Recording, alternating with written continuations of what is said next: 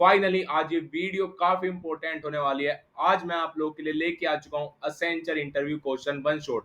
तो यार काफी स्टूडेंट्स की डिमांड थी, काफी मुझे मेल्स आ चुकी थी, काफी डीएम्स आ चुके थे, काफी कमेंट्स आ चुकी थी कि भैया एक असेंचर इंटरव्यू वन शॉट लेके आओ जिसके अंदर हम सारे इंपॉर्टेंट इंटरव्यू क्वेश्चंस कवर करेंगे जो असेंचर के लिए इंपॉर्टेंट है। तो आज इस वीडियो को अगर आप कंप्लीट देख लोगे तो आपको कोई और वीडियो को देखने की नीड नहीं पड़ेगी। एंड ये वीडियो काफी इनफ रहने वाली है, थोड़ी सी लॉन्ग वीडियो होने वाली है क्योंकि वन शॉट है। एंड इसके अंदर हम सारे क्वेश्चंस कवर करेंगे, टेक्निकल प्लस एचआर। अगर आप ये कंप्लीट वीडियो देख लेते हो, जो स्टूडेंट कंप्लीट वीडियो देख लेगा उसकी असेंचर की प्रिपरेशन टॉप नॉच लेवल हो चुकी होगी। आप लोगों को 90% क्वेश्चंस इस वीडियो के अंदर से मिल जाएंगे एंड काफी आपको हेल्प होने वाली है। तो वीडियो आपको एंड तक देखना है, बीच में वीडियो को स्किप नहीं करना है। सारे क्वेश्चन समझने हैं जैसे जैसे मैं आपको समझा रहा हूँ, जैसे जैसे मैं आपको करा रहा हूँ।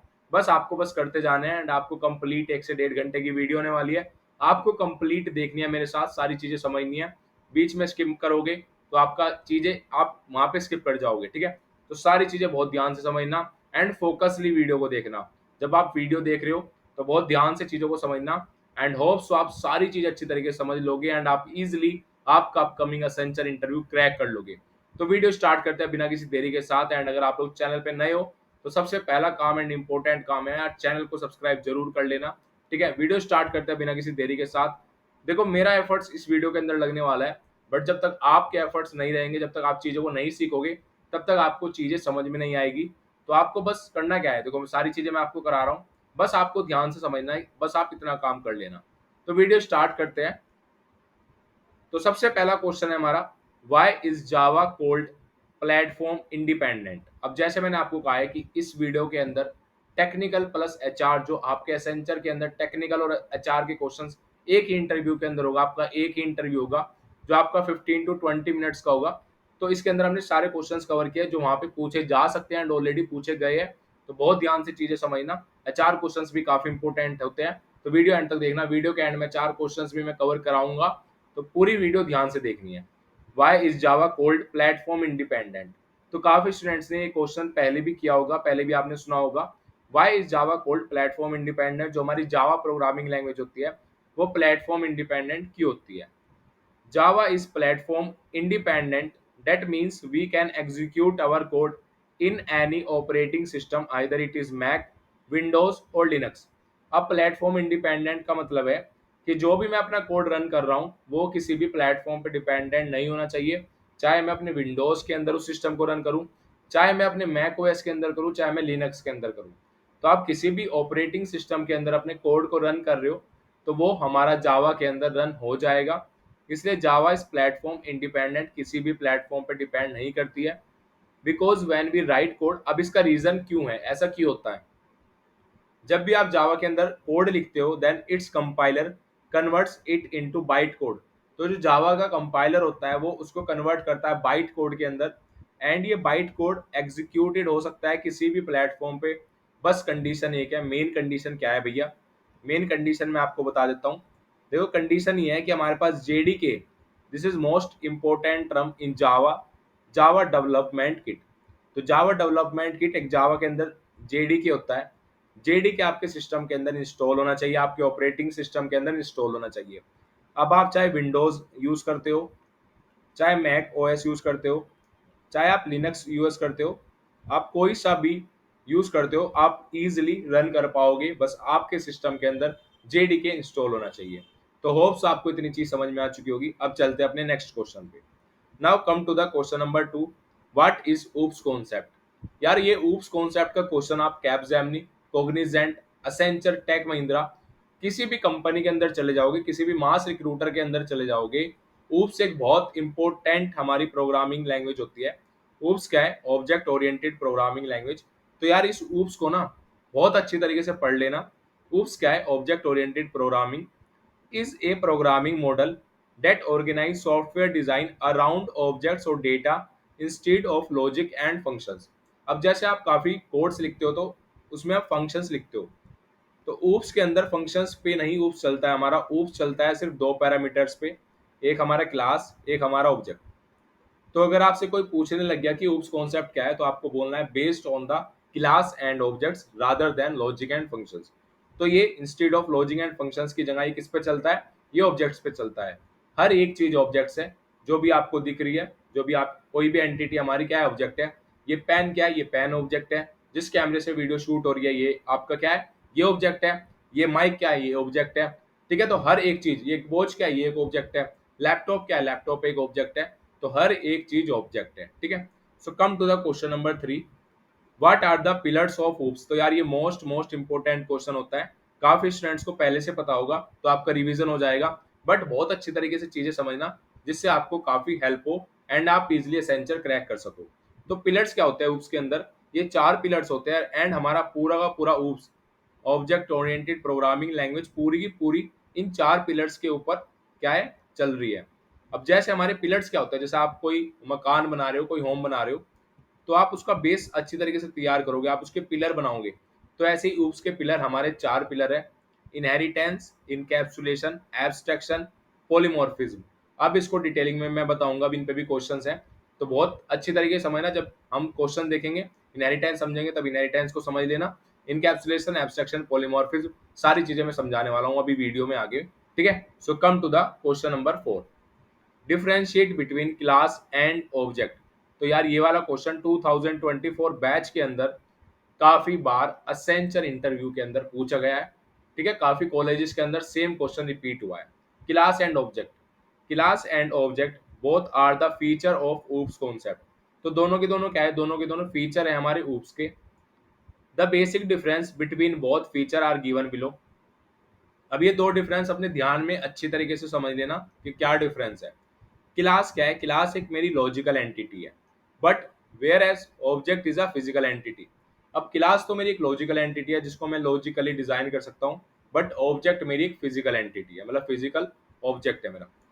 Class does not occupy memory at the time of creation, whereas object occupy space in a memory when it is created. अब इस पॉइंट को, ये मोस्ट इंपॉर्टेंट पॉइंट है, ध्यान से मैं आपको बता देता हूँ। जब भी आप ये यूज कर रहे हो क्लास ए, आपने क्लास बना दी, क्या आपने कभी भी सोचा कि अगर मैं इस क्लास को क्रिएट करता हूँ, क्या ये मेमोरी लेता है? कितने स्टूडेंट्स को इस चीज के बारे में पता है? अगर आपको नहीं पता है, मैं बता देता हूँ। आप जब भी किसी भी प्रोग्रामिंग लैंग्वेज के अंदर क्लास को क्रिएट करोगे तो आपकी मेमोरी नहीं एलोकेट होती है, बट स्टिल जब मैं इसका ऑब्जेक्ट बनाऊंगा, जब मैं एक ऑब्जेक्ट बना रहा हूँ, ए क्लास का ऑब्जेक्ट बना रहा हूँ, न्यू ए, ये मैंने क्या करा, मैंने इसका एक ऑब्जेक्ट क्रिएट कर दिया। बट जैसे ही मैं इसका ऑब्जेक्ट क्रिएट करूंगा, तभी के तभी मेरी मेमोरी क्या होगी, एलोकेट होगी। Memory allocate. अब मैं आपसे क्वेश्चन पूछूंगा एंड आपको इस क्वेश्चन का आंसर जिस जिस स्टूडेंट्स ने अच्छी तरीके से बता दिया, तो मैं समझ जाऊंगा कि आपने अपनी बीटेक के अंदर अपने 3 साल अच्छी तरीके से अपने पढ़ाई की है। अब जो स्टूडेंट इसको बताएगा तो मैं समझूंगा कि वो स्टूडेंट बहुत अच्छा होगा, मतलब पढ़ाई आपने की है। अब जैसे मैंने ऑब्जेक्ट क्रिएट करा, बस आप एक इतनी छोटी सी चीज से बता दो कि मुझे कौन सी मेमोरी, विच मेमोरी एलोकेटेड, तो कौन सी मेमोरी के अंदर ये ऑब्जेक्ट एलोकेट होगा। जब भी मैं एक ऑब्जेक्ट क्रिएट करता हूं तो कौन सी मेमोरी के अंदर एलोकेट होता है, बस इस चीज का मुझे आंसर कमेंट सेक्शन के अंदर बता दो, तो मैं समझूंगा कि आपको कुछ चीजें आती है।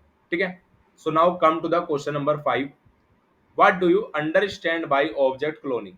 तो भैया ये ऑब्जेक्ट क्लोनिंग क्या होता है, इसको अच्छी तरीके से बताओ। तो ऑब्जेक्ट क्लोनिंग समझते हैं कि ऑब्जेक्ट क्लोनिंग क्या है। जैसे आप क्लोनिंग वर्ड से समझ पा रहे होगे, क्लोन मतलब कॉपी, क्या है, कॉपी। अब ऑब्जेक्ट है मतलब ऑब्जेक्ट की कॉपी, ऑब्जेक्ट क्लोनिंग।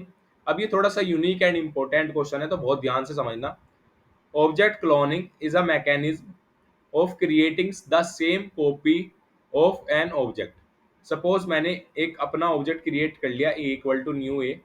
अब हुआ क्या, मुझे इसकी ऑब्जेक्ट क्लोनिंग करनी है, तो मैंने इसकी एक सेम टू सेम कॉपी बना ली। For object cloning we can use clone method. आप डायरेक्टली क्लोन मेथड की हेल्प से ऑब्जेक्ट क्लोनिंग कर सकते हो। The class must implement Java dot lang dot cloneable interface. जब भी आप क्लोन मेथड का यूज कर रहे हो तो आपको इस क्लास का यूज जरूर करना पड़ेगा, तभी आप क्लोन मेथड का यूज कर पाओगे। तो this is the most important question, object cloning, and थोड़ा यूनिक क्वेश्चन है। काफी स्टूडेंट्स ने आज से पहले नहीं सुना होगा ऑब्जेक्ट क्लोनिंग के बारे में। तो ऑब्जेक्ट क्लोनिंग कुछ नहीं है, बहुत बेसिक टर्म है। ऑब्जेक्ट क्लोनिंग का मतलब क्या बताया कि क्लोन हो रहा है, कॉपी हो रहा है। तो जब भी मुझे सेम एग्जैक्ट कॉपी किसी भी ऑब्जेक्ट की, प्रीवियस ऑब्जेक्ट जो मैंने पहले बनाया उसकी सेम कॉपी बनानी है, तो मैं उसको ऑब्जेक्ट क्लोनिंग बोलता हूँ। Now come to the question number 6, what do you mean by data structure. अब काफी स्टूडेंट्स ने भाई, आप लोगों ने डीएसए के अंदर 100 क्वेश्चन, 200 क्वेश्चन, 300 क्वेश्चन, 400 क्वेश्चन, आपने कितने भी क्वेश्चन किए हो, बट काफी बार हमें सिंपल डेफिनेशन ही नहीं पता होती। देखो, अगर आप किसी भी बड़ी कंपनी के अंदर बैठ रहे हो तो वहां पे चांसेस रहेंगे कि आपसे थ्योरिटिकल पार्ट ज्यादा नहीं पूछा जाता है। बट आप बैठ रहे हो, आप एसेंचर, कैपजेमिनी, कोग्निजेंट, तो यहाँ पे आपसे थ्योरिटिकल पार्ट ज्यादा पूछा जाएगा। डेटा स्ट्रक्चर की डेफिनेशन मोस्ट मोस्ट इंपॉर्टेंट है। आपसे एरेस पूछा जा सकता है, स्ट्रिंग पूछा जा सकता है, लिंक लिस्ट पूछा जा सकता है, तो ये चीजें ज्यादा पूछी जाएगी रेदर देन कोडिंग। तो इंटरव्यू के अंदर आप बहुत कम एक्सपेक्ट करना कि आपसे कोडिंग के क्वेश्चन पूछे जाएंगे। एंड अगर आपसे एसेंचर के अंदर कोई भी इंटरव्यू के अंदर कोडिंग क्वेश्चन पूछा जा रहा है तो बहुत बेसिक क्वेश्चन पूछा जाएगा, जैसे आपका प्राइम नंबर, पैलिंड्रोम, आपका सोर्टिंग एल्गोरिथम्स, एरेज के कोई बेसिक क्वेश्चन, तो बहुत बेसिक बेसिक क्वेश्चन पूछे जाएंगे अगर आपसे कोडिंग के अंदर पूछे जा रहे हैं। ठीक है, तो आपको जो भी मैं चीजें बता रहा हूँ बस इन चीजों पे फोकस कर लेना, तो आपको काफी हेल्प होगी। आप देख पा रहे होगे कि इंटरव्यू के अंदर काफी क्वेश्चन रिपीट आपको मिलेंगे। अब डेटा स्ट्रक्चर क्या है? A data structure is a specific way of arranging and managing the data in the computer so that it can be accessed efficiently and can be modified and updated easily। अब data structures आप लोगों ने पढ़े होंगे, एक दो data structures के मैं नाम बता देता हूँ, एरेज, स्ट्रिंग, लिंक लिस्ट। अब हम इन तीन डेटा स्ट्रक्चर्स को कंसीडर करते हैं। एरेस किस लिए काम आता है? आपको कोई भी डेटा स्टोर करना है, आपको सपोज 100 स्टूडेंट्स का डेटा स्टोर करना है तो आप एरेस क्रिएट करोगे। स्ट्रिंग के अंदर मैं कोई भी कैरेक्टर्स, कोई भी वर्ड्स स्टोर कर सकता हूँ। लिंक लिस्ट हमारी डायनामिकली होती है कि जितनी मुझे नीड है मैं उतनी इसको बढ़ा सकता हूँ। तो ये सब क्या है? डेटा स्ट्रक्चर से किस लिए काम आते हैं? अरेंजिंग करने को एंड मैनेजिंग करने को, डेटा को कंप्यूटर के अंदर। देखो, कंप्यूटर के अंदर हम अरेंज और मैनेज डेटा स्ट्रक्चर की हेल्प से कर सकते हैं एंड हम इसको इजीली एक्सेस भी कर सकते हैं। अगर एरेज के अंदर मुझे एरे ऑफ वन एलिमेंट चाहिए तो मैं इंडेक्सिंग इंडेक्सिंग होती है एरे के अंदर, आप सभी को पता होगा, तो इंडेक्सिंग की हेल्प से मैं इजीली एक्सेस कर सकता हूँ। सो होप सो आपको डेटा स्ट्रक्चर की डेफिनेशन अच्छी तरीके से समझ आ चुकी होगी। एंड जैसे जैसे मैं समझा रहा हूँ इतनी अच्छी तरीके से मैं आपको कोशिश कर रहा हूँ समझाने की, तो होप सो आपको चीज़ें समझ में आ जाएगी। एंड अगर आपको इसकी रिवीजन के लिए पीडीएफ की नीड है, अगर आपको पीडीएफ चाहिए तो चैनल को तो सब्सक्राइब करना ही करना है। उसके बाद आपको Accenture interview PDF comment section के अंदर कमेंट करना है, असेंचर इंटरव्यू पीडीएफ। ठीक है, जितनी ज्यादा कमेंट होगी मैं आपको ड्राइव का लिंक शेयर कर दूंगा। बट पहले आपको वीडियो कंप्लीट देखनी है, सारी चीजें समझनी है। पीडीएफ किस लिए रहेगी? देखो, अगर आप सारी चीजें अच्छी तरीके से समझ लोगे तो आपको काफी चीजें अच्छी तरीके से समझ में आ जाएगी। बट होता है कि यार आपका एक हफ्ते बाद इंटरव्यू है, 4 दिन बाद इंटरव्यू है, तो आपको रिवीजन करना होता है। तो मैं आपको ड्राइव का लिंक शेयर कर दूंगा, आप एक दिन पहले एक बार रिवाइज कर सकते हो। अगर आप अच्छी तरीके से सारी चीजें समझ लोगे तो आपको रिवीजन करने में हार्डली 15 मिनट्स लगने वाली है। ठीक है, बट आपको पहले वीडियो एंड तक देखनी पड़ेगी, सारी चीजें समझनी पड़ेगी। So now come to the question number 7, can we insert duplicate value in a set. यार ये क्वेश्चन काफी रिपीटेड क्वेश्चन है, मोस्ट इंपोर्टेंट क्वेश्चन है। क्या मैं इंसर्ट कर सकता हूँ डुप्लीकेट वैल्यू सेट के अंदर? तो देखते हैं, 1 2 2 3 3 4 5 5। अब मुझे इन वैल्यू को सेट के अंदर डालना है, पुट करना है। मैंने 1 डाल दिया, फिर मैंने 2 डाल दिया, बट जब अब की बार दो आएगा, ये 2 आएगा, तो क्या ये सेट के अंदर आएगा? नो। क्या ये 3 आ जाएगा? यस। बट जब नेक्स्ट बार 3 आएगा तो ये नहीं आएगा। क्या 4 आ जाएगा? आ जाएगा। 5 आ जाएगा? आ जाएगा। बट नेक्स्ट टाइम जब वो 5 को देखेगा कि ऑलरेडी प्रेजेंट है, तो वो नया नहीं आएगा। तो सेट में सिर्फ 5 वैल्यूज आएगी, 1 2 3 4 5। तो आप लोग देख रहे होगे, डुप्लीकेट वैल्यू सेट की यही प्रॉपर्टी होती है कि सेट के अंदर कभी भी डुप्लीकेट वैल्यू स्टोर नहीं कर सकते। We can not insert duplicate element in set. If we add a duplicate element then the output will only show the unique elements. अगर आप ऐड करना चाहते हो तो आप ऐड नहीं कर पाओगे, जो मेरा आउटपुट होगा वो सिर्फ यूनिक एलिमेंट्स ही शो करेगा।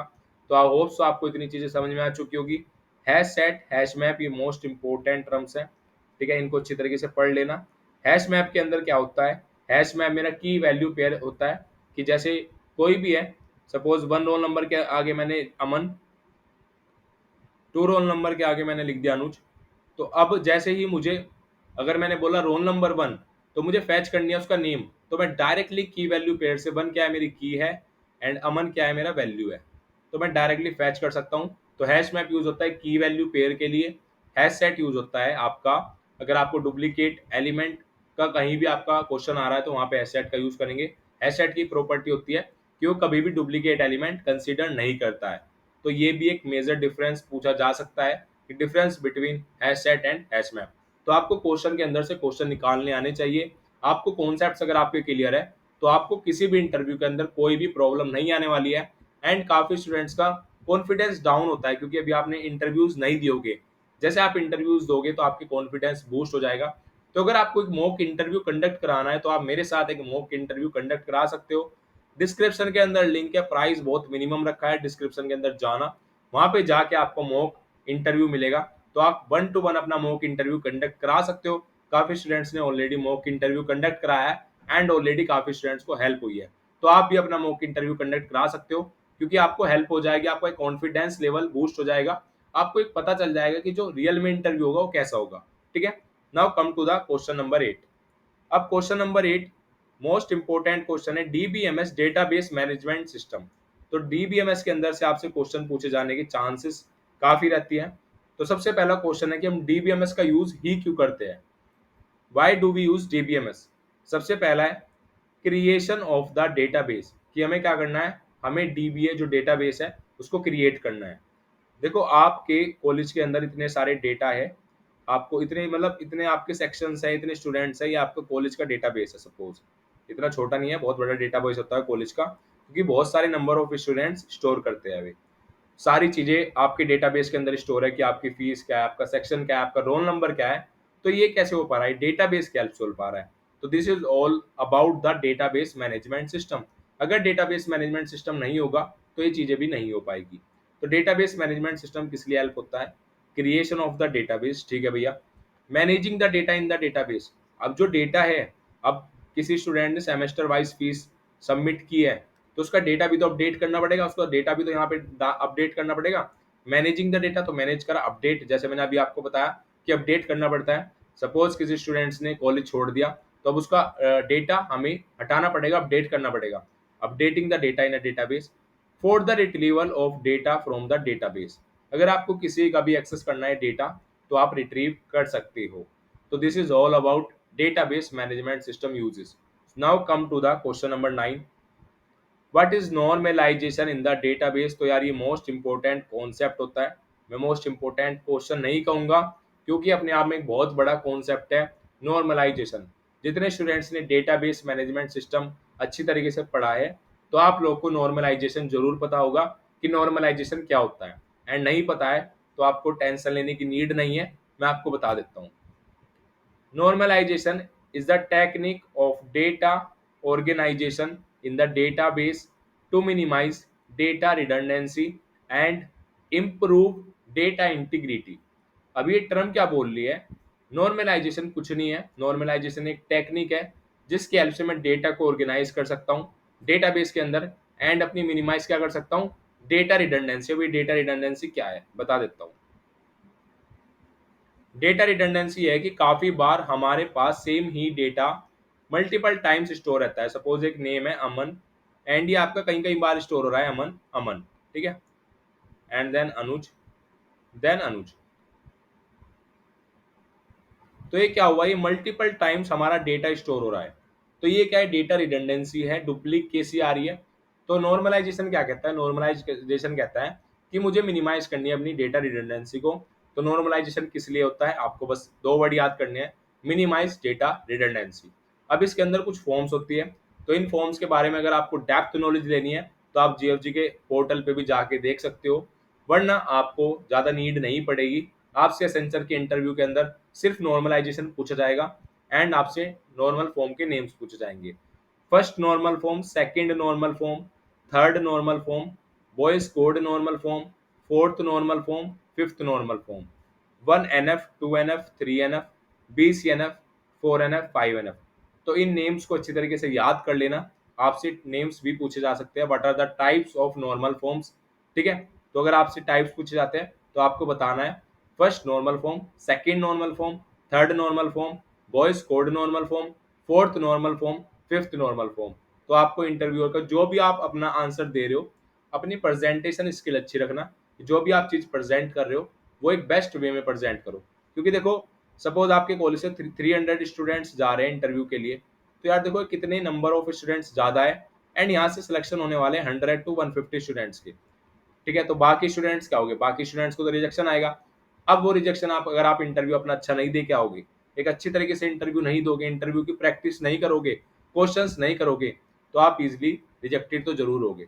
तो अगर आप प्रैक्टिस नहीं कर रहे हो, अगर आप मेहनत नहीं कर रहे हो, देखो काफी बार हम मेहनत करते हैं एंड जब भी हमें रिजल्ट नहीं मिलते हैं, तो आप ये मत सोचना कि मुझे मेहनत नहीं करनी है, आपको मेहनत करनी है, प्रैक्टिस करनी है। बाकी रिजल्ट भगवान के हाथ में छोड़ दो, अपनी प्रैक्टिस करो, चीजें सीखो। ठीक है, so now come to the question number 10। What is SQL? Why is it important? SQL stands for Structure Query Language and is the most important data processing language in use today. तो आप अपने data के अंदर आप क्या देख रहे होगे, एसक्यूएल। एसक्यूएल आप एसक्यूएल का नाम सुन रहे होगे, स्ट्रक्चर क्वेरी लैंग्वेज। ठीक है, तो एसक्यूएल एक बहुत डिमांडिंग हो चुकी है एंड अभी बहुत इसकी ग्रोथ होने वाली है। बहुत कंपनीज में हमेशा हमारा डेटाबेस के अंदर काफ़ी कंपनीज एसक्यूएल प्रोग्रामिंग लैंग्वेज का यूज़ करती है। एंड सबसे इंपॉर्टेंट चीज़, एक चीज़ बता देता हूँ, एसक्यूएल प्रोग्रामिंग लैंग्वेज है या नहीं है, बस ये बता दो। अभी मैंने एक वर्ड बोला कि एसक्यूएल प्रोग्रामिंग लैंग्वेज, क्या एसक्यूएल प्रोग्रामिंग लैंग्वेज है? अगर मैं एक क्वेश्चन आपसे पूछूं, is it SQL A programming language, तो इसका आंसर मुझे नो आना चाहिए। कोई भी स्टूडेंट ये मत सोचना कि एसक्यूएल एक प्रोग्रामिंग लैंग्वेज होती है।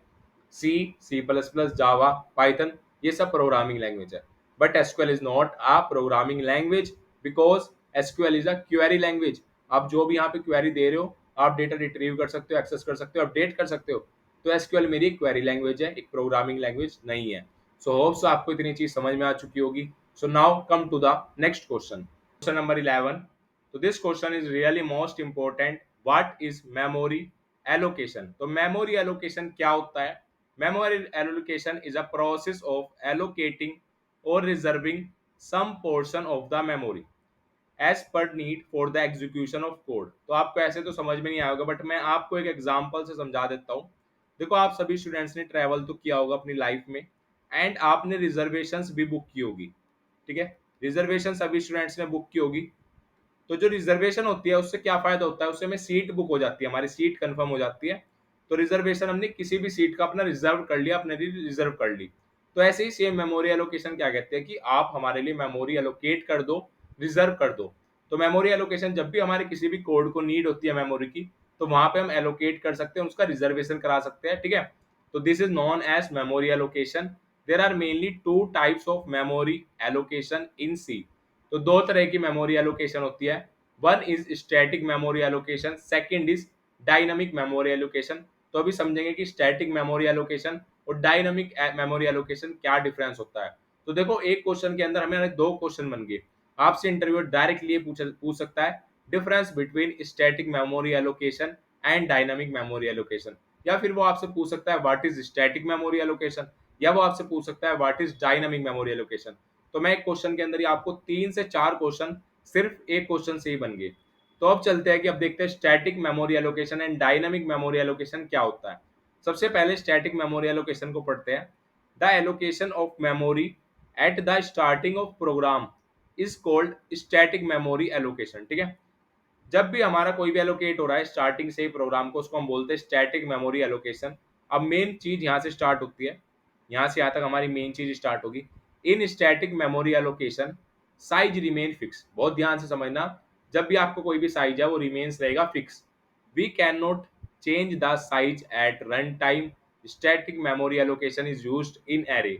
अब बहुत ध्यान से समझना कि जब भी मैं कोई भी एरे को बनाता हूँ, एरे न्यू इंट, सपोज मैंने यहाँ पे 20 एलिमेंट्स एलोकेट करा लिए, तो अब ये 20 एलिमेंट्स ही ये फिक्स है, ये क्या है, ये फिक्स्ड है। अब मैं अगर चाहूँ तो यहाँ पे 21th एलिमेंट नहीं ले सकता, तो इसको ही हम क्या बोलते हैं, स्टैटिक मेमोरी एलोकेशन। तो हमारा सिर्फ फिक्स रहेगा, हम चेंज नहीं कर सकते हैं, रन टाइम पे हम अपनी वैल्यू को नहीं बदल सकते। अगर 20 बोला है तो 20 ही मेमोरी एलोकेट होगी, अगर 25 बोला है तो 25 जंक्स ऑफ मेमोरी ही एलोकेट होगी। बट इसका उल्टा बिल्कुल इसका अपोजिट क्या है, dynamic memory allocation. Dynamic memory allocation, what is dynamic memory allocation? The allocation of memory at run time. ये हमारा रन टाइम पे नहीं होगा, स्टैटिक मेमोरी एलोकेशन कभी भी रन टाइम पे नहीं होता है, बट डायनामिक मेमोरी एलोकेशन हमारा रन टाइम पे होगा। The allocation of memory at run time is called as dynamic memory allocation. We can specify a size at run time as per need. इसका best example है link list.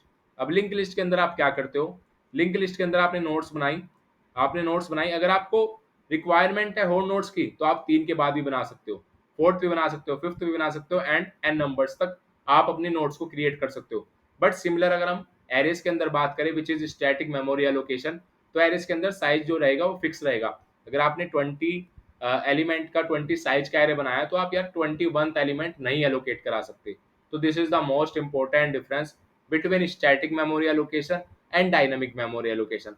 तो hopes आपको इतनी चीजें समझ में आ चुकी होगी, एंड बीच में वीडियो स्किप मत करना, वीडियो एंड तक देखना, सारे के सारे क्वेश्चंस काफी इंपॉर्टेंट है, सारे क्वेश्चंस कर लोगे तो आपको 10 वीडियो देखने की नीड नहीं पड़ेगी। देखो एक एक ही वीडियो, चाहे आप मेरी देख रहे हो चाहे किसी की भी देख रहे हो, उसकी अच्छी तरीके से देख लो, या फिर आप कोई भी चीज पढ़ रहे हो, चाहे आप देखो 10 बुक पढ़ने से अच्छा एक बुक पढ़ लो, बट अच्छी तरीके से पढ़ लो। तो मैं ये नहीं बोल रहा हूँ कि आप मेरी पढ़ो, आपको मेरे से समझ में आ रहा है मेरी पढ़ो, अगर आपको किसी और से समझ में आ रहा तो आप किसी और से पढ़ो। बट मेरा मेन मोटिव ये है कि आप जो भी पढ़ रहे हो फोकसली पढ़ना, एंड उसको रिवाइज करो, उसको अच्छी तरीके से याद कर लो, जिससे जो भी आपने पढ़ा आपकी उसमें एक डेप्थ नॉलेज हो जाए। So now come to the next question, what is abstraction in OOPs. तो जैसे मैंने आप सभी स्टूडेंट्स को कहा था कि मैं आपको भी सारी चीजें बताऊंगा, अभी हमारा क्वेश्चन आया था पिलर्स ऑफ ऊप्स, जिसके अंदर हमने देखा था एब्स्ट्रैक्शन, इनकैप्सुलेशन, पॉलीमॉर्फिज्म, ये सारी चीजें हमने देखी थी। तो अब एक एक करके डिटेलिंग में बात करेंगे। तो क्वेश्चन नंबर 12 यही बोल रहा है, what is abstraction in oops, कि एब्स्ट्रैक्शन क्या है ऊप्स के अंदर। Abstraction in OOPS is used to hide unnecessary information and display only necessary information to the users। देखो जितनी भी नेसेसरी इंफॉर्मेशन यूजर को नीड है, सिर्फ मैं आपको 2 पॉइंट बताता हूँ यहाँ पे सिर्फ एब्स्ट्रैक्शन दो चीजों के ऊपर डिपेंड करता है, necessary information and unnecessary information या फिर अनवांटेड इंफॉर्मेशन। तो हम दो चीज पे बात करेंगे, अननेसेसरी इंफॉर्मेशन और नेसेसरी इंफॉर्मेशन। अब आप कहोगे कि भैया नेसेसरी इंफॉर्मेशन और अननेसेसरी इंफॉर्मेशन क्या है। देखो एब्स्ट्रैक्शन के अंदर नेसेसरी इंफॉर्मेशन आप यूजर्स को बताओगे, बट अननेसेसरी इंफॉर्मेशन जो यूजर के काम की नहीं है वो आप हाइड करोगे। This is known as abstraction. इसका परफेक्ट एग्जांपल है एटीएम। मैंने काफी बार स्टूडेंट्स को बताया एटीएम का एग्जांपल। आप यहाँ से एटीएम के अंदर आप 1000 रुपीज विदड्रॉल करने गए तो आपको 1000 रुपीज विदड्रॉल हो जाएंगे, बट क्या आपको बैक एंड में ऑपरेशन पता है, क्या आपको पता है कि क्या कोडिंग हुई है अंदर, कैसे आपने पिन एंटर किया, कैसे वहां बैक एंड में आपका प्रोसेस हुआ है, कैसे हमारी अमाउंट आई है। तो क्या आपको ये चीज पता है? नहीं, और ना ही आपके काम की है। आपको किस चीज से मतलब है? भाई मुझे 1000 रुपए की नीड थी, मैं एटीएम गया, मैंने एटीएम के अंदर कार्ड लगाया, मैंने उसके बाद पिन एंटर किया, 1000 रुपीज एंटर की, मेरे पास तो 1000 रुपीज आ गए। तो आपको बस नेसेसरी इंफॉर्मेशन पता चली, बट आपको जो अननेसेसरी इंफॉर्मेशन है, जो बैकएंड में ऑपरेशन हो रहे हैं, वो क्या है? एब्स्ट्रैक्शन। तो this is the best example, ATM is the best example. And एक नया एग्जांपल है, आप वही घिसे पीटे एग्जांपल बताते हो हर इंटरव्यू, कार वाला। तो ये कार वाला एग्जाम्पल को अपना चेंज करके एटीएम वाले एग्जाम्पल के अंदर शिफ्ट कर दो, जिससे कि इंटरव्यूअर को भी सुनने में थोड़ा नया लगे, अपडेटेड लगे। तो एब्स्ट्रैक्शन कुछ नहीं है, हाइड करता है अननेसेसरी इंफॉर्मेशन को एंड डिस्प्ले करेगा सिर्फ necessary information. So now come to the next question, question number 13, what is inheritance in OOPs. तो यार ये इनहेरिटेंस क्या होता है, इनहेरिटेंस ऊप्स के अंदर क्या होता है। तो इनहेरिटेंस काफी स्टूडेंट्स को पहले से पता होगा क्या होगा, तो मैं बहुत डिटेलिंग में आप लोग को नहीं बता रहा हूँ, मैं आपको जल्दी जल्दी चीजें समझा दे रहा हूँ।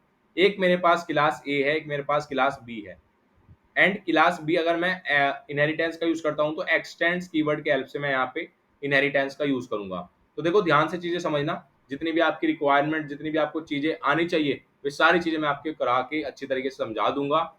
Inherit the properties and methods of another class.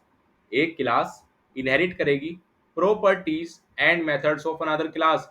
अब जैसे क्लास ए के अंदर मैंने कुछ मेथड्स बनाए, तो भाई मैं इनहेरिटेंस की हेल्प से क्लास बी के अंदर डायरेक्टली एक्सेस कर सकता हूँ जो मेथड्स मैंने क्लास ए के अंदर बताए। एंड इनहेरिटेंस किससे की कौन से कीवर्ड से होता है? एक्सटेंड्स कीवर्ड से। तो इनहेरिटेंस बिल्कुल सिमिलर, अगर मैं कोई आपको एक रियल वर्ल्ड एग्जांपल से बताऊं, पेरेंट्स एंड सन। अब काफी स्टूडेंट्स के पेरेंट्स के आई कलर डिफरेंट होता है, ब्राउन होता है, आपके हेयर कलर ब्राउन होता है। तो आपके जो सन है, मतलब जो आपके फादर है, आपका जो आई कलर है या फिर आपका जो हेयर कलर है वो आपके पेरेंट्स से मैच करता है। तो दिस इज इनहेरिटेंस।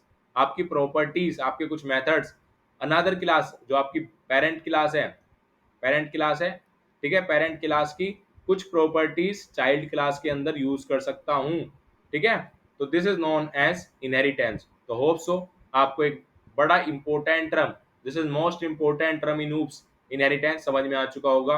अब एक और क्वेश्चन यहाँ पे बनता है इनहेरिटेंस में, व्हाई वी यूज इनहेरिटेंस। आपसे इंटरव्यूअर इनहेरिटेंस पूछे ना पूछे, ये क्वेश्चन जरूर पूछेगा, कंफर्म पूछेगा कि हम इनहेरिटेंस को क्यों यूज करते हैं।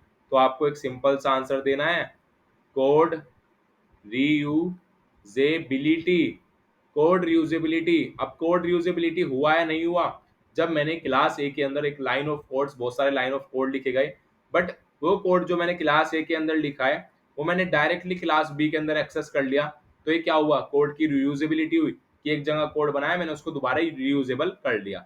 तो होप्स तो आपको चीजें समझ में आ चुकी होगी। एंड अगर आपसे क्वेश्चन पूछा जाता है व्हाई वी यूज इनहेरिटेंस, तो आपको सिंपल सा आंसर देना है, code reusability. Now come to the next question, what is encapsulation? Encapsulation is another pillar in object oriented programming. Encapsulation in object oriented programming is the practice of bundling data and methods that operate into a single unit. अब example मैं आपको बताता हूँ, college bag. आप अपने college bag या फिर कोई भी आप बैग मान लो, आप अपने कॉलेज बैग के अंदर एक नोटबुक भी रखते हो, पेन भी रखते हो, पेपर भी रखते हो, अपनी एक रफ नोटबुक भी रखते हो अपनी, ठीक है, अपनी जो भी आपकी बुक है, अपनी बुक भी रखते हो, अपना लंच भी रखते हो। तो आपने क्या करा, कई सारे डेटास को अपने बंडल कर दिया एक सिंगल यूनिट के अंदर, एंड वो सिंगल यूनिट क्या है, वो मेरी बैग है। तो this is known as encapsulation. And इसका अगर मैं टेक्निकल एग्जाम्पल की बात करूँ तो वो है क्लास। ये था मेरा कॉलेज बैग, एक रियल वर्ल्ड एग्जांपल। देखो आपको ऊप्स के अंदर रियल वर्ल्ड एग्जांपल जरूर पता होने चाहिए। मैंने आपको हर एक, आपका इनकैप्सुलेशन हो या फिर आपका एब्स्ट्रक्शन हो, रियल वर्ल्ड एग्जांपल से समझा दिया। अगर मैं टेक्निकल एग्जांपल की बात करूँ तो क्लास ए, क्लास मेरा क्या है, एक मेरा इनकैप्सुलेशन है, क्योंकि क्लास के अंदर हम डेटा मेंबर्स एंड मेथड्स को इनकैप्सुलेट करते हैं। Data methods, sorry data members and methods या फंक्शंस। जावा के अंदर हम मेथड्स बोलते हैं एंड सी प्लस प्लस के अंदर हम उसको फंक्शंस बोलते हैं। तो इसको क्या करा, इसको मैंने इनकैप्सुलेट कर दिया, wrapping up of a data into a single unit. Single unit क्या है, क्लास है, एंड इस एग्जांपल के अंदर बैग है। सो इतनी चीजें समझ में आ चुकी होगी। Now come to the next question, explain different languages present in DBMS. जितना मैं इस पे मोस्ट इंपोर्टेंट लगा लेता हूँ, उतना इस क्वेश्चन के अंदर मोस्ट इंपोर्टेंट कम है, क्योंकि यार ये क्वेश्चन कैपजेमिनी, कॉग्निजेंट, असेंचर, कोई भी कंपनी है उसके अंदर इंटरव्यू के अंदर पूछने के काफी चांसेस है, ठीक है। डीबीएमएस का एक बहुत इंपॉर्टेंट क्वेश्चन है, बट ये क्वेश्चन आपसे डायरेक्टली ऐसे नहीं पूछा जाएगा। मैं इसका फ्रेम कर देता हूँ क्वेश्चन। आपसे पूछा जाएगा डीडीएल की कमांड्स बताओ, डीएमएल की कमांड्स बताओ, डीसीएल की कमांड्स बताओ, टीसीएल की कमांड्स बताओ। 101% चांसेस है, मोस्ट इंपोर्टेंट क्वेश्चन है। अब आपको बस ये कमांड्स याद रखनी है। अगर मैं आपसे पूछता हूँ कि भाई डीडीएल की कमांड्स बताओ, तो आपको एक कमांड याद होनी चाहिए, create, alter, drop, truncate, rename. आपको ये कमांड्स याद होनी चाहिए। अगर मैंने आपसे पूछी डीएमएल की commands, select, update, insert, delete. अगर मैंने आपसे पूछी डीसीएल की कमांड्स, ग्रांट एंड रिवोक। अगर मैंने आपसे पूछी टीसीएल की command, commit, roll back, save point. तो यार ये कुछ कमांड्स है, एंड आपसे इंटरव्यू डायरेक्टली पूछेगा कि डीडीएल की कमांड्स बताओ, तो वहां पे आपको बतानी है create, alter, drop, truncate, rename. But अगर आपसे पूछी गई डीएमएल की command, select, update, insert, delete, तो आपको ये बतानी है। अगर आपसे पूछी गई डीसीएल की command, grant and revoke, and अगर आपसे पूछी गई टीसीएल की command, commit, roll back, save point. तो यार ये कुछ आपकी डिफरेंट कमांड्स थी, तो इन कमांड्स को याद कर लेना। अगर आप इन कमांड्स को याद कर लोगे तो आप इजीली वहां पे बता पाओगे, ठीक है। काफी स्टूडेंट्स भूल जाते हैं, तो रिवीजन के लिए मैं पीडीएफ भी दे दूंगा, तो ध्यान से इनको, मैंने आपको वैसे तो बता दिया, बट एक बार ध्यान से इसको रिवाइज भी कर लेना। Now come to the next question, question number 16, what is recursion and recursive function in Java. तो यार ये रिकर्जन एंड रिकर्सिव फंक्शन क्या होता है, ठीक है। काफी स्टूडेंट्स को रिकर्जन आता होगा, पहले से आपने कोडिंग के अंदर रिकर्जन का यूज जरूर किया होगा, एंड काफी स्टूडेंट्स को रिकर्जन नहीं आता होगा। तो दोनों स्टूडेंट्स से ध्यान से समझ लेना रिकर्जन क्या है, पहले तो ये समझेंगे, क्योंकि ये समझ में आना जरूरी है कि रिकर्जन क्या है। पहले डेफिनेशन देखते हैं, देन मैं आपको समझा देता हूँ। Recursion is a process of calling a method by itself continuously till node get termination point। जब तक टर्मिनेशन पॉइंट नहीं आता है तब तक चलना है। क्या करना है, कॉल करो खुद को।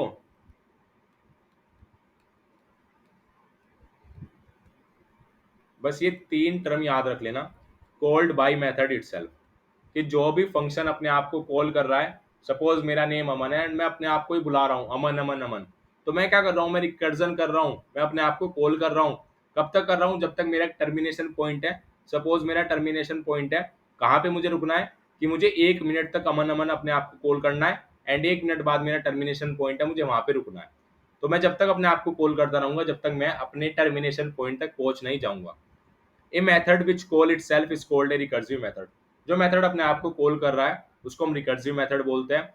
एंड रिकर्सिव मेथड आप समझ चुके होंगे। बस आपको इतना चीज याद रखनी है, फंक्शन कॉल इट सेल्फ, जो भी मेथड जो भी फंक्शन खुद को कॉल कर रहा है वो रिकर्जन है। बस उसका एक टर्मिनेशन पॉइंट होगा, उसका एक बेस केस होगा। तो जब भी आपने कोडिंग की होगी तो वहां पे आपने कोई भी बेस केस लगाया होगा। सपोज मैं ये लगा देता हूँ n is less than 1 and return 1।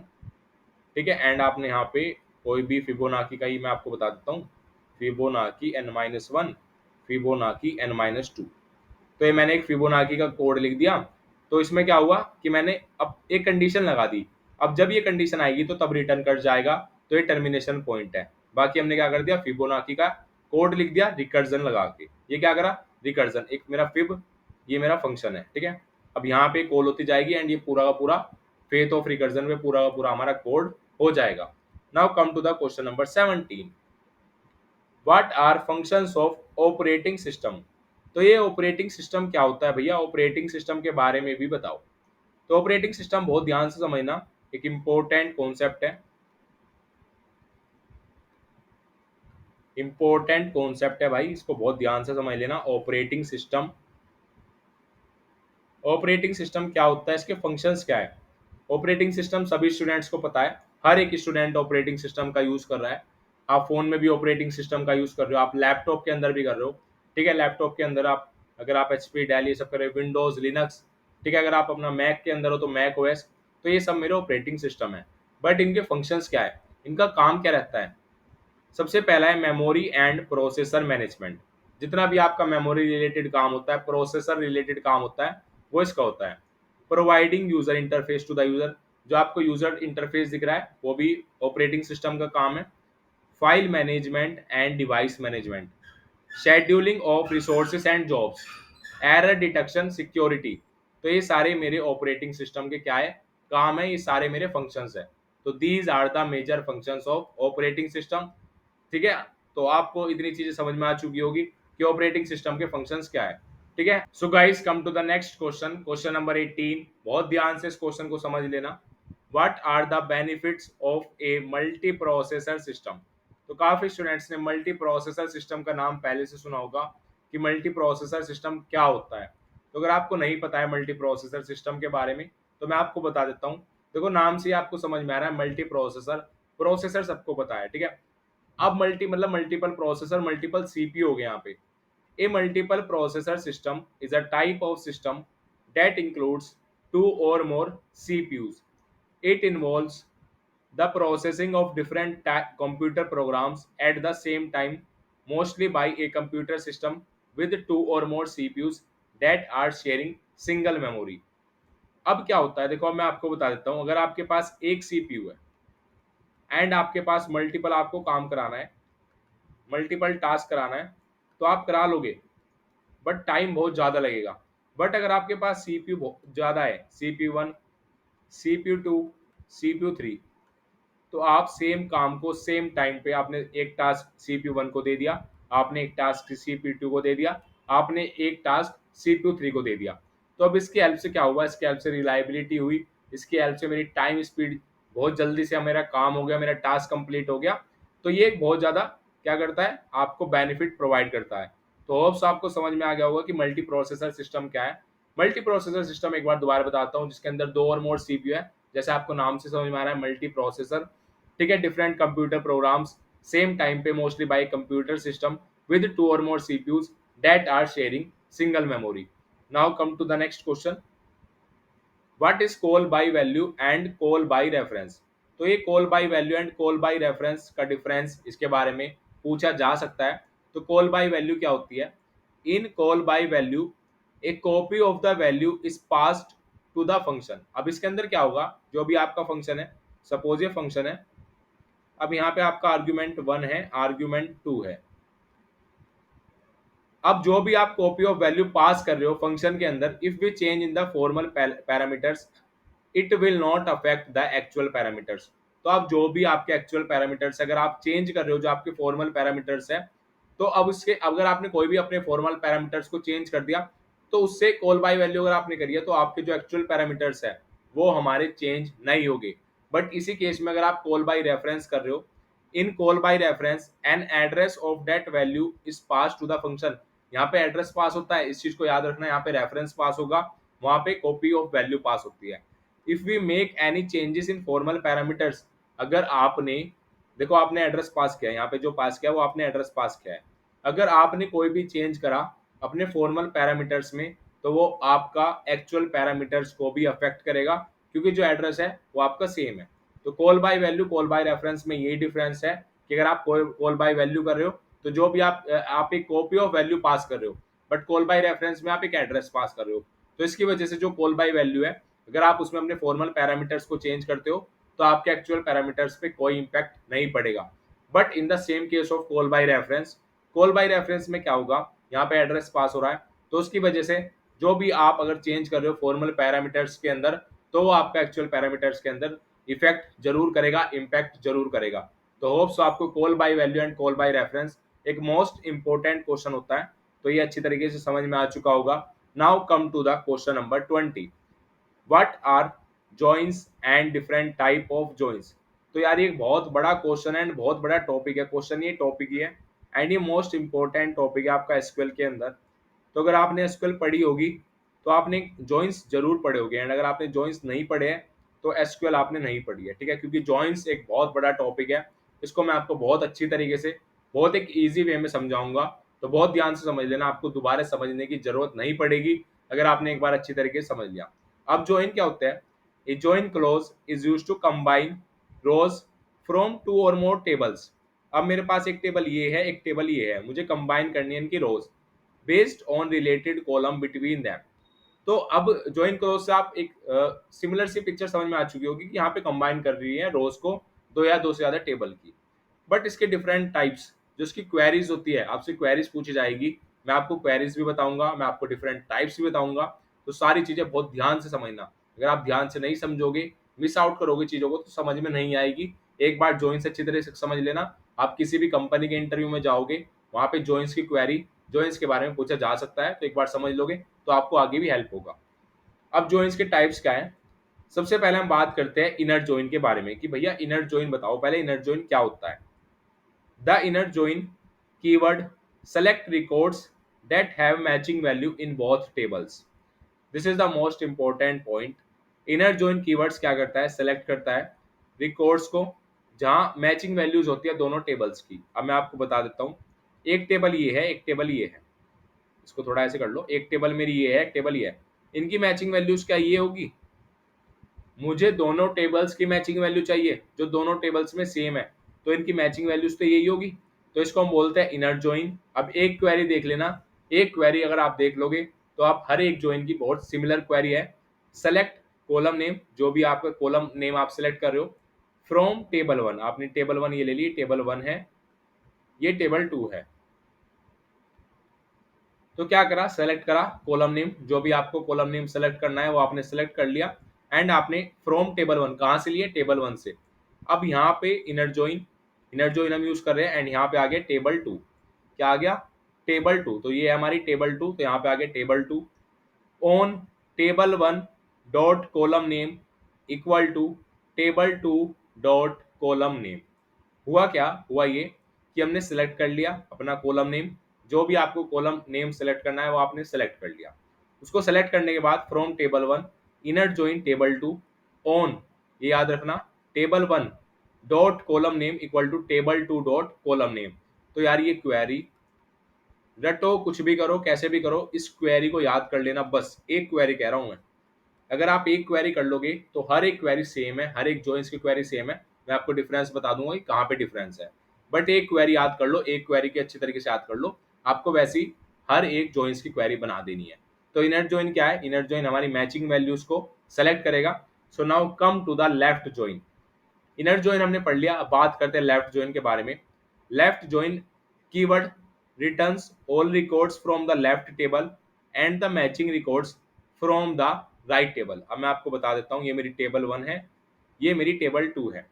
अब देखो हम डेफिनेशन के हिसाब से चलेंगे, हम कोई अलग से नहीं चलेंगे, जैसे जैसे डेफिनेशन कह रही है मैं उसके हिसाब से आपको बताऊंगा। डेफिनेशन ने कहा है कि भाई रिटर्न कर दो सारे के सारे रिकॉर्ड्स लेफ्ट टेबल से। क्या लेफ्ट टेबल यही है? यही है। And matching records from the right table. अब मैचिंग रिकॉर्ड्स कौन से बचे? ये वाले बचे। तो दिस इज आवर होल, ये जो भी मैंने आपको शेडेड एरिया करा, ये मेरा लेफ्ट जॉइन है। इनर जॉइन ये वाला एरिया था, ठीक है, बीच वाला common area. And left join के अंदर आप देखो, इससे याद रखना, लेफ्ट जॉइन मतलब लेफ्ट का सारा आएगा, एंड कॉमन एरिया तो आएगा ही आएगा। क्वेरी कैश की select column name from table 1, बिल्कुल सेम रहने वाली है। Select column name from table 1, बस वहां पे इनर जॉइन था, इससे पहले इनर जॉइन के अंदर हमने इनर जॉइन लिखा था। यहाँ पे क्या करना है? यहाँ पे लेफ्ट जॉइन लगा दो, बाकी सेम है। Table 2 on table 1 dot column name equal to table 2 dot column name. This is our main condition. इस कंडीशन को हमेशा याद रखना, इसके बिना जॉइंस नहीं यूज कर पाओगे। बस देखो आपकी क्वेरी बिल्कुल सेम थी, यहाँ पे सिलेक्ट करा column name from table 1 inner join table 2 on table 1 dot column name equal to table 2 dot column name. यहाँ पे इनर जॉइन की जगह बस आपको लेफ्ट जॉइन करना है। क्या करना है? Left join. अब बात करते हैं राइट जॉइन की। लेफ्ट जॉइन हमने पढ़ लिया, इनर जॉइन हमने पढ़ लिया। अब राइट जॉइन क्या है भैया?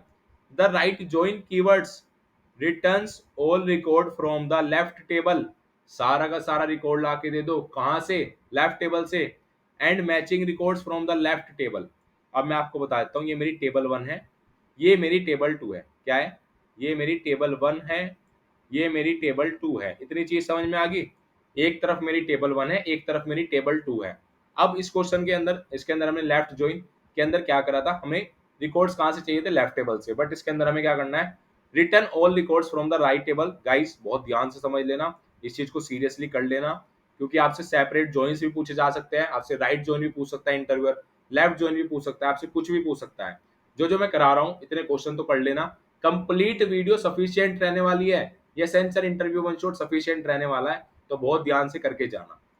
अब राइट टेबल का है तो हम अपनी डेफिनेशन के हिसाब से चलेंगे, return all records from right table. तो राइट टेबल का सारा रिकॉर्ड ले लो, ये ले लिया राइट टेबल का। अब बात करते हैं matching records from the left table. Matching records ये है, तो ये जितना भी मैंने शेडेड पार्ट कराया, ये हमारा पूरा का पूरा क्या है? Right join. Select column name from table 1 right join table 2 on table 1 dot column name equal to table 2 dot column name. This is our query. ये क्या है? क्वेरी हमारी। क्या सेम क्वेरी है? हर देखो आप देख रहे होगे, inner join, left join, right join, query same है। बस यहाँ पे अगर आप लेफ्ट जॉइन यूज कर रहे हो तो लेफ्ट जॉइन आ जाएगा, राइट जॉइन यूज कर रहे हो तो राइट जॉइन आ जाएगा। अब बात करते हैं फुल जॉइन। ठीक है, फुल जॉइन क्या होता है? The full outer join keyword returns all records when there is a match in left table 1 और राइट टेबल 2 टेबल रिकॉर्ड्स। अब दो टेबल बना ली, एक लेफ्ट एक राइट। ये मेरी लेफ्ट टेबल है, ये मेरी राइट है, या फिर टेबल 1 और टेबल 2। अब इसके अंदर का है फुल आउटर जॉइन, सारे के सारे रिकॉर्ड्स ला के दो लेफ्ट के भी और सारे के सारे रिकॉर्ड्स ला के दो राइट के भी। तो क्या शेडेड एरिया सारा ही होगा? तो हमारा शेडेड एरिया सारा का सारा हो गया। एंड अगर आपको पीडीएफ चाहिए रिवीजन के लिए तो चैनल को सब्सक्राइब करके कमेंट सेक्शन के अंदर असेंचर इंटरव्यू पीडीएफ कमेंट कर दो जल्दी जल्दी, मैं आपको ड्राइव का लिंक शेयर कर दूंगा। ठीक है, अब बात करते हैं क्वेरी की। Select column name from table 1 full outer join table 2 on table 1 dot column name equal to table 2 dot column name. क्या क्वेरी सेम है? बस हमारी वेयर कंडीशंस आ गई। अगर वेयर कंडीशंस की नीड राइट जॉइन में होगी तो यहाँ पे भी आपको यूज करनी पड़ेगी, फुल लेफ्ट जॉइन में भी होगी तो यहाँ पे भी। ठीक है, जैसे आपको क्वेरी इंटरव्यूअर देगा उसके हिसाब से आपको वहां पे करना है। तो हमने क्या क्या पढ़ा? हमने जॉइंस पढ़ लिए, हमने इनर जॉइंस पढ़ लिए, लेफ्ट जॉइन करा दिया मैंने आपको, राइट जॉइन हो गए, आउटर जॉइन हो गए, फुल आउटर जॉइन हमने अच्छी तरीके से कर लिया। तो सारा का सारा जॉइंस का कॉन्सेप्ट मोस्ट इंपॉर्टेंट होता है। किसी भी कंपनी के इंटरव्यू के अंदर जाओगे जॉइंस एक मोस्ट इंपॉर्टेंट टॉपिक है। तो होप्स आपको जॉइन समझ में आ चुका होगा। अब बात करते हैं question number 21। What is AVL tree? अब ये एवियल ट्री क्या है? हमने बीएसटी पढ़ा होगा, आप लोगों ने बाइनरी सर्च ट्री पढ़ा होगा, आपने बाइनरी ट्री पढ़ा होगा। तो बीएसटी का भैया है एवियल ट्री। बीएसटी का ब्रदर कौन है? AVL tree. अभी असलियत में मत मान लेना कि इसका ब्रदर ही है, ये मैं आपको बता रहा हूँ, ठीक है। AVL stands for Adelson Velsky and Landis. यार आपको इसकी जरूरत नहीं है, ठीक है, फुल फॉर्म की नीड नहीं है आपको, आपको बस एवीएल ट्री पता होना चाहिए। In a binary search tree, if the difference between height of the left and right subtree is at most 1, ज्यादा से ज्यादा जो आपका डिफरेंस आ रहा है आपके लेफ्ट सब ट्री का, और मैं आपको एक बार बता ही देता हूँ। अभी बीच में से कर दिया डिवाइड, ये मेरा हो गया लेफ्ट, ये मेरा हो गया राइट। अब इस लेफ्ट की हाइट होगी कुछ, कुछ इस राइट की हाइट होगी। अगर इसका डिफरेंस, इन दोनों का डिफरेंस एक से ज्यादा आ रहा है, एट मोस्ट वन होना चाहिए, एट मोस्ट वन, ज्यादा से ज्यादा एक, एक से ज्यादा नहीं होना चाहिए, ज्यादा से ज्यादा एक होना चाहिए, उसको ही हम बोलते हैं एवियल ट्री। तो इसको बहुत ध्यान से समझ लेना। एवियल ट्री क्या होता है? Difference between height of left and right sub tree is at most one, it is known as AVL tree. तो होप सो आपको इतनी चीज समझ में आ चुकी होगी।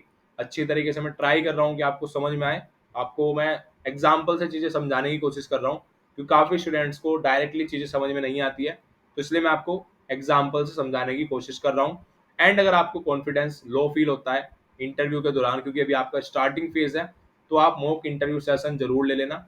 डिस्क्रिप्शन के अंदर लिंक है, मैं ये नहीं बोल रहा हूँ, आप लेना ही लेना।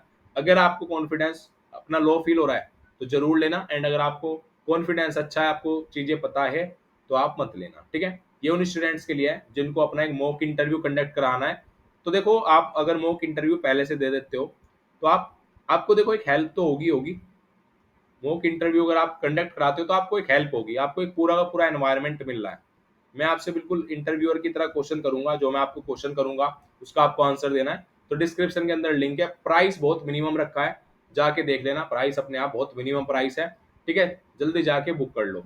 Now come to the question number 22। What is the main objective of multi programming? Multi programming का मेन ऑब्जेक्टिव क्या होता है? तो हमने एक चीज पढ़ी थी, मल्टी प्रोसेसर। एक टर्म अभी पढ़ी थी मैंने, मल्टी प्रोसेसर बताई थी, जिसके अंदर मोर देन वन सीपीयू है। क्या है? मोर than one CPU.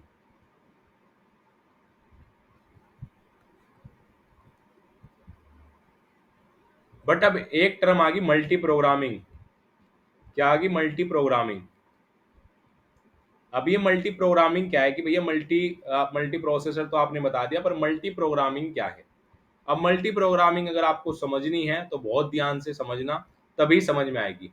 Multi programming क्या है?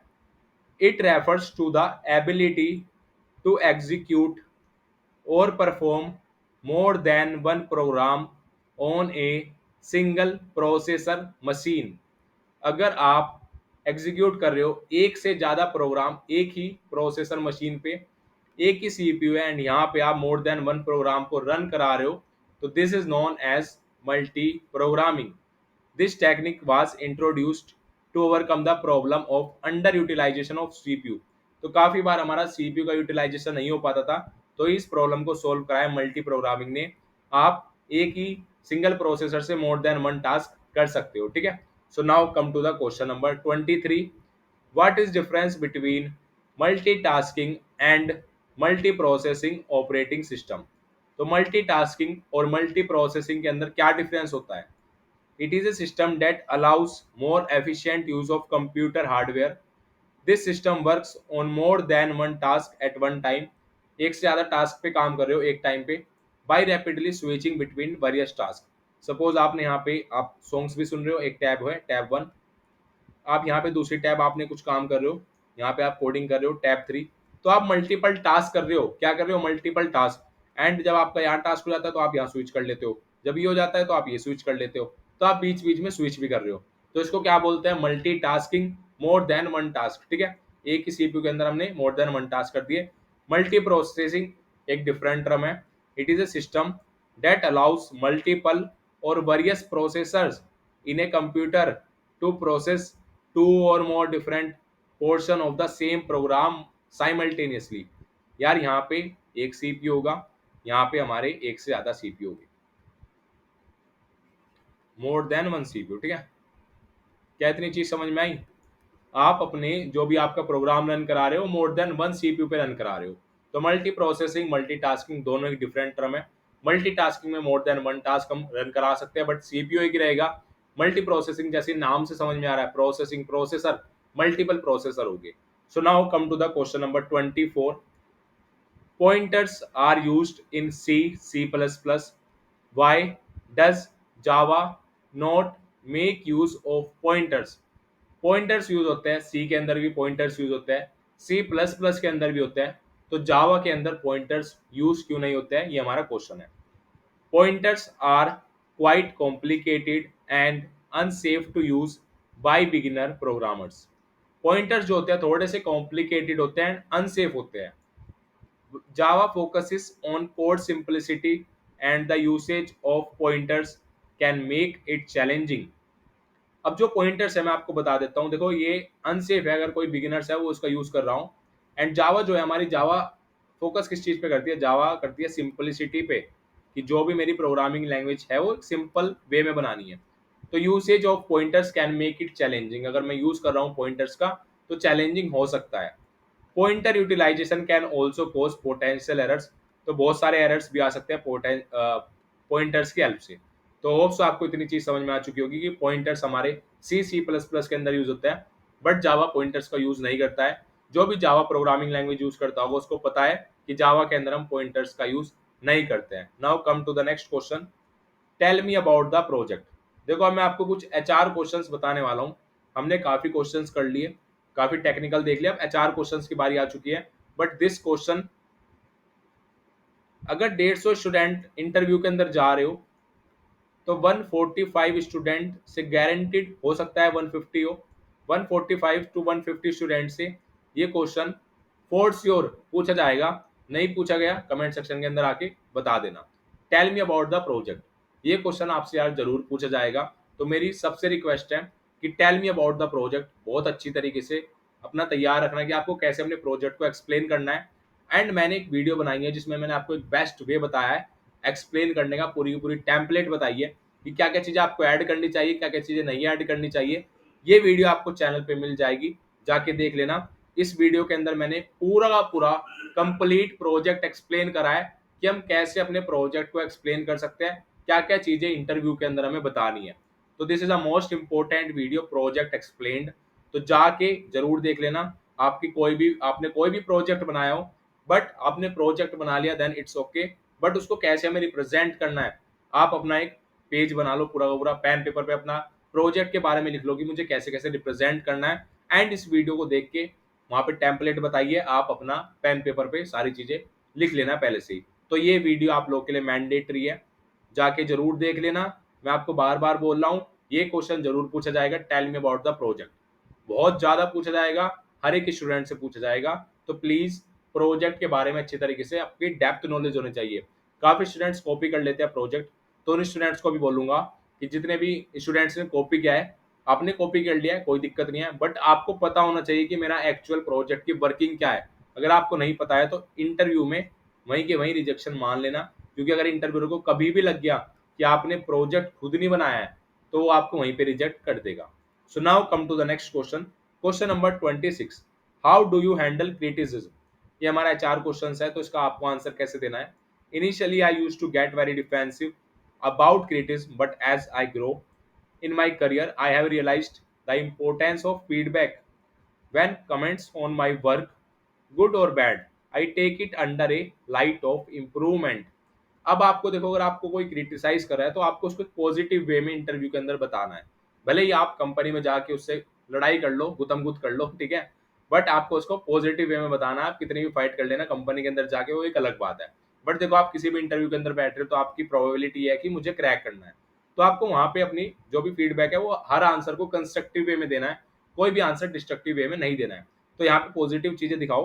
When someone comments on my work, good और bad, it takes it under a light of improvement, taking their opinions into consideration and applying myself to improve.